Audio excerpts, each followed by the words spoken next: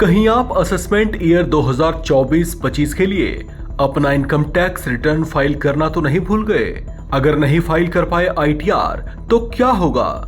आप पर कितनी पेनल्टी लगाई जा सकती है? कितनी चपत लग सकती है आपको? क्या income tax department ITR filing date extend कर सकती है?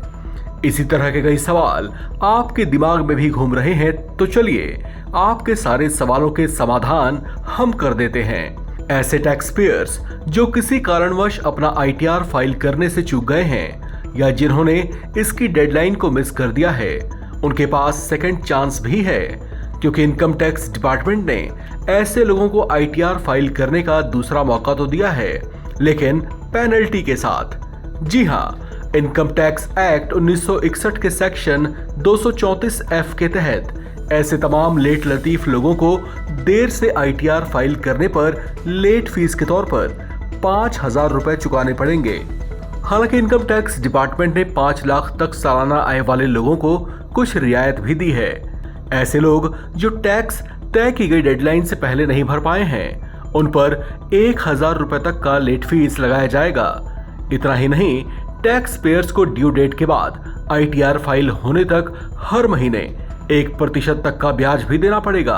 आपको बता दें कि इनकम टैक्स एक्ट के सेक्शन 139(4) के तहत बिलेटेड टैक्स रिटर्न फाइल किया जा सकता है। लेट आईटीआर फाइल करने पर भी प्रोसेस वही रहेगा, उसमें आपको किसी तरह का कोई बदलाव नहीं मिलेगा।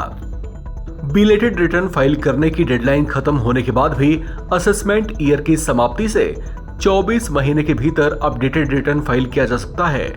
अपडेटेड रिटर्न फाइल करने पर कोई पेनल्टी नहीं है। टैक्स पेयर्स को इनकम टैक्स एक्ट के सेक्शन 140B के अनुसार एडिशनल टैक्स का पेमेंट करना होता है।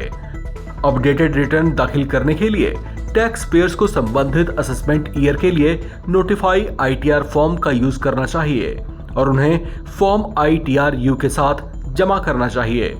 अगर आप फिर भी लापरवाही करते हैं और लेट से भी आईटीआर फाइल नहीं करते, तो आपको इसके बुरे परिणाम भुगतने पड़ सकते हैं। जो टैक्स पेयर्स रिटर्न फाइल नहीं करते, उन पर 50 से लेकर 200% तक का फाइन लगाया जा सकता है, जो कि एक अच्छी खासी मोटी रकम होगी। अगर आप इन सब झमेलों से बचना चाहते हैं तो देर से ही सही, लेकिन पेनल्टी समेत आपको फौरन अपना आईटीआर फाइल कर देना चाहिए। इस खबर में फिलहाल इतना ही। बाकी अपडेट्स के लिए आप बने रहें NBT ऑनलाइन के साथ।